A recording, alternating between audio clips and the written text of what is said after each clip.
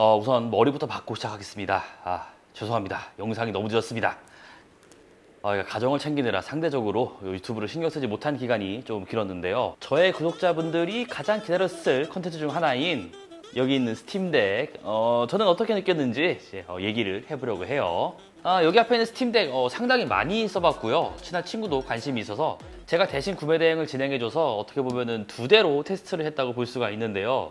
이게 좀 영상이 길어질 것 같은데 바로 시작해보도록 하죠. 렛츠 기릿!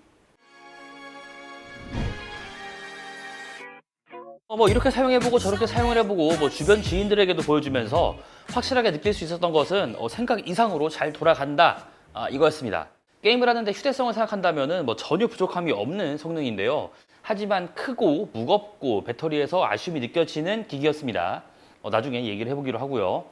이 크기와 무게는 한번 쥐어보면 너무나도 명확한 아쉬운 점이기 때문에 굳이 계속 얘기를 할 필요는 없을 듯 합니다. 다른 분들도 얘기를 많이 했을 거고요. 다음 세대가 출시가 된다면 반드시 개선이 되어야 할 부분이라고 생각이 들고요. 이 그립에 대해서도 얘기를 조금 하자면은 나중에 발열에 대해 얘기를 할 텐데 APU 발열이 상당하거든요. 그런데 이 손잡이 부분에서 사용자가 느끼기가 힘듭니다. 크기로 인해 아쉬운 점이 있지만 반대로 그립 부위로 전달하는 열을 차단하는 역할에는 굉장히 충실하다고 생각을 하고요. 게임을 하면서 버튼이나 조이스틱 이런 것들을 다루면서 크게 불편한 점은 느끼지는 못했습니다. 기존 콘솔과 크게 다르지 않은 조작감을 보여준다고 할 수가 있어요. 다만 여기 이렇게 후면에 위치한 커스텀 버튼이 굉장히 애매하거든요. 이게 잡아서 고정을 해야 하는 손가락에 위치를 하고 있어서 이 압을 가해서 이렇게 누르기가 조금 애매하더라고요. 제 기준에는 요거는 조금 아니라고 생각을 하고요. 그거 외에 나머지 버튼들은 만족스럽습니다. 피드백도 좋고요. UMPC, 소형화가 되어 휴대가 가능한 컴퓨터, 이 시장에 뛰어든 제품들이 제법 있죠. 그 중에 하나가 아야네오인데요. 출시된 지는 조금 됐지만 라이젠 5 4500U를 탑재한 아야네오는 중고 가격이 60만 원대까지도 내려와서 어떻게 보면 꽤나 메리트가 있다고 볼 수가 있습니다. 한눈에 들어오는 차이점은 크기가 있고요. 그리고 디스플레이 색감인데요.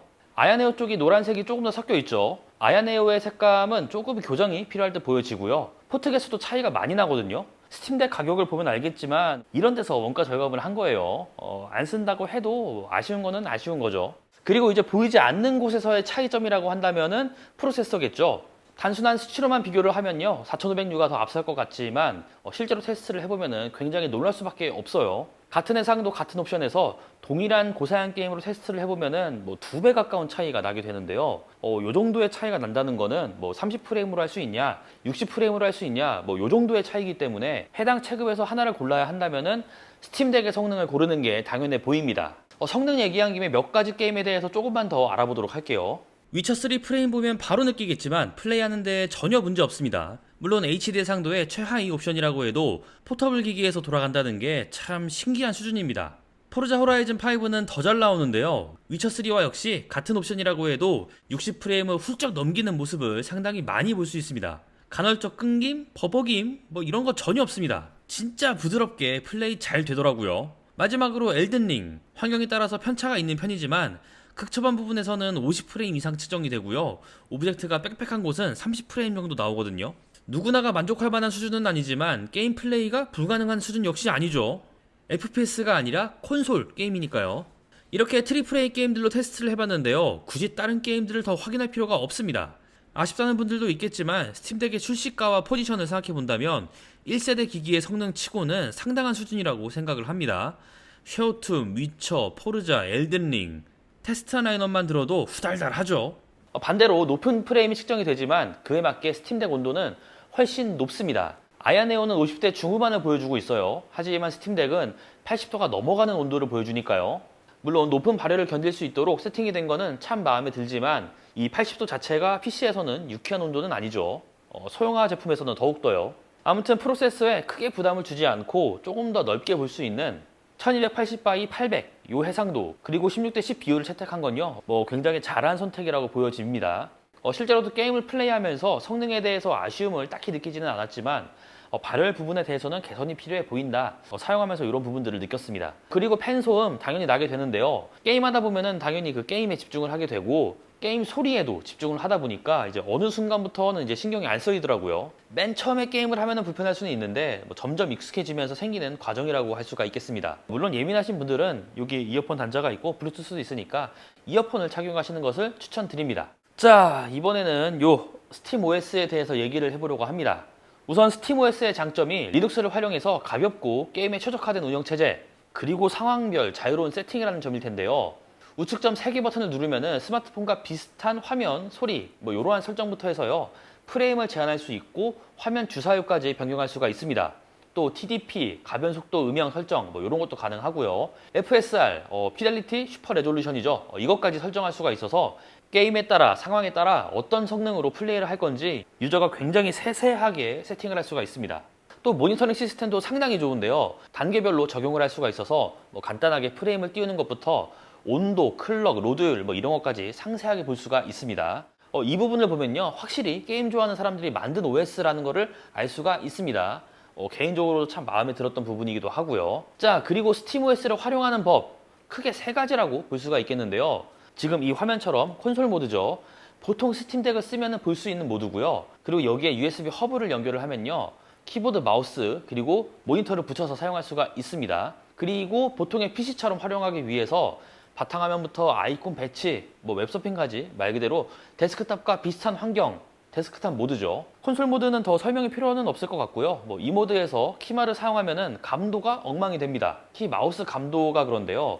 화면을 딱 보면 알겠지만 플레이가 불가능하죠. 그래서 데스크탑 모드로 들어가야 이 스팀OS의 키마 모니터를 연결해서 제대로 활용할 수가 있는데 아직 스팀덱 전용 독이 출시가 되지 않아서 이렇게 싸제를 써야 됩니다. 아무튼 데스크탑 모드는 생각보다는 좋았습니다. FHD에서 엘든링을 플레이를 해봤는데요. 프레임이 조금 아쉬울 뿐 게임을 플레이하는 데에는 전혀 문제가 없었고요. 참고로 이거는 풀 HD 해상도에서 테스트를 해본 거예요. 위쳐3 역시도 모든 버튼들이 잘 먹히고요. 제대로 플레이가 가능한 수준이었습니다. 그리고 유튜브 시청 당연히 가능하고요. 그냥 인터페이스가 살짝 다를 뿐 뭐 일반 PC를 쓰는 것과 똑같습니다. 키마 그리고 외부 디스플레이를 연결하기 위해서는 당연히 USB 허브가 필요하고 현재는 데스크탑 모드로 꼭 들어가서 실행을 해야 한다. 뭐 이렇게 알아두시면 좋겠습니다. 자, 이제 저장 장치에 대해서 얘기를 해보도록 하겠습니다. eMMC 64GB 버전에서 가장 마음에 들지 않는 거는 뭐 속도라고 생각을 할 수가 있겠는데 생각보다 속도는 나쁘지 않아요. 적은 용량이 좀 아쉬운 점이라고 할 수가 있겠는데요. 그럼 용량을 해결하기 위해서는 더 비싼 상위 제품을 구매를 하거나 SSD를 직접 교체를 하거나 마이크로 SD 카드를 통해 확장하는 3가지 방법이 있는데요. 저는 이 3번째 방법을 적극 추천을 드립니다. 트리플 A 게임으로 인트로까지 걸리는 시간을 측정을 해보면 SSD를 탑재한 제품과 속도 차이가 뭐 거의 없죠. 오히려 마이크로 SD 카드 안에 담긴 게임들은 더 빠른 속도가 측정이 됩니다. 반대로 eMMC에 담긴 게임들은 조금 느리고요. 저도 이미 SD카드 512GB를 하나를 구매를 해서요. 스팀덱 용으로 쓰고 있고요. 친구는 벌써 3개를 구매했다고 합니다. 예. 가격 대비 용량은 이 SD카드가 뭐 말도 안 되는 수준이죠. 그리고 저장이 완벽하게 완료가 된 게임은 SD카드를 바꾸기만 해도요. 스팀덱이 그때그때 인식을 하기 때문에 뭐 1번 카드, 2번 카드, 3번 카드 이런 식으로 SD카드 안에 게임이 무엇이 담겨 있는지 이 정도만 구분을 한다면요. 게임을 불러와서 플레이를 하는 데는 전혀 문제가 없다고 생각을 합니다. 그리고 배터리는 뭐 광탈 수준입니다. 차세대 모델에서는 반드시 개선이 되어야 하는 부분이고요. 트리플 A 게임으로 플레이를 하면 한 2시간 정도 활용할 수가 있고요. 다들 플레이를 해봤을 뱀서로 테스트를 해보면은 100%에서 10%까지 2시간 35분 정도 걸리거든요. 물론 뱀서보다도 리소스가 더 적은 2D 게임을 한다면은 한 3시간 이상도 플레이가 가능하지만 트리플 A 게임이 플레이 가능하다. 요 문구가 스팀덱의 매력이었으니까 2시간까지 활용할 수 있는 배터리는 무척이나 아쉽다고 할 수가 있겠고요. 충전 속도는 보통의 스마트폰과 뭐 크게 다르지 않습니다. 1시간 반 정도 소요된다고 보시면 좋겠네요. 그리고 올해 스팀덱 출시로 인해서 이 분야에 대해서 전혀 몰랐던 분들도 뭐 관심이 생겼을 정도로 잔잔했던 UMPC 시장에 이 쓰다미를 만들었다고 봐도 무방한데요. 현재는 스팀덱보다 더 좋은 성능도 있고요. 스팀덱의 소극적인 라인업보다 사양을 더욱 다양화하는 전략을 취하고 있는데요. 물론 가격도 참 다양하지만 결국은 반도체 수급이 원활해지고 자유로운 구매가 이루어진다는 가정이 붙으면은 이 시장은 결국 스팀이 모든 파일을 가져가지 않을까 생각을 해봅니다. 크게 2가지 이유에서 찾아볼 수가 있는데요. 첫 번째는 칩셋 설계 능력을 갖춘 기업은 아니지만 적어도 AMD처럼 설계 능력이 있는 회사와 딜을 할 정도의 규모가 되는 기업이라서 본인들이 원하는 커스텀 칩셋을 활용할 수 있다는 장점이 있습니다. 규모의 경제라는 단어가 뭐 제대로 들어맞는 상황이라고 할 수가 있고요. 두 번째는 윈도우 환경이 아니라 리눅스 기반의 독자적인 운영 체제 스팀OS를 활용하고 있잖아요. 뭐 굳이 뭐 이런 생각이 들 수도 있는데 윈도우 환경보다 프레임이 더 잘 나오게 되고요. 이게 가장 중요한 포인트인데 버그가 발견될 때 즉각 수정이 가능합니다. 아마 윈도우 OS를 활용했다면 최적화 부분에서 어려움이 많았을 거라고 생각이 들고요. 실제로 이 스팀 운영 체제는 한 1주에서 2주 주기로 크고 작은 업데이트가 꾸준하게 진행이 되고 있고 커뮤니티 설문까지 진행을 하면서 사용자들이나 개발자들에게 불편한 점을 최대한 많이 들으려고 노력을 하고 있거든요. 이 스팀 OS 개발자들은 뭐 갈려나가고 있지만 스팀덱을 구매한 사람들에게는 너무나도 좋은 방향성이죠. AMD와 협업이 가능한 기업 규모, 직접 관리가 가능한 스팀 OS, 이미 여기서 다른 UMPC들에서는 따라오지 못하는 극강의 장점이 있다고 생각을 합니다. 이 돈이 깡패죠. 예.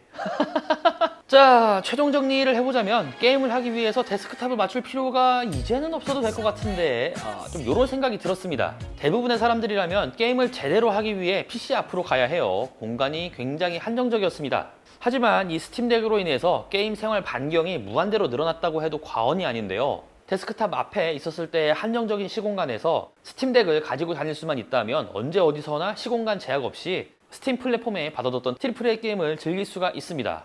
이게 노트북하고는 또 다른 점이긴 한데 더욱 간단하게 소파에 기대서도 침대에 누워서도 스팀 게임에 몰두할 수가 있게 된 거죠. 만약에 대한민국에서 예약을 받는다면 저는 이 MMC 64GB 제품이 구매 1순위라고 자신있게 얘기할 수가 있고요. 반도체 수급이 조금 풀리면서 지금 예약하는 분들은 4분기에 받을 수 있다고 하는데 다만 1세대의 문제점이라고 할 수 있는 부분들은 확실하게 인지를 하고 있어야겠죠. 기기의 마감, 확실히 고급형은 아니라는 느낌이 듭니다. 소재 선택과 마감 처리가 조금은 더 올라와야 되고요. 다음 세대는 조금 더 작아지면서 가벼웠으면 좋겠습니다.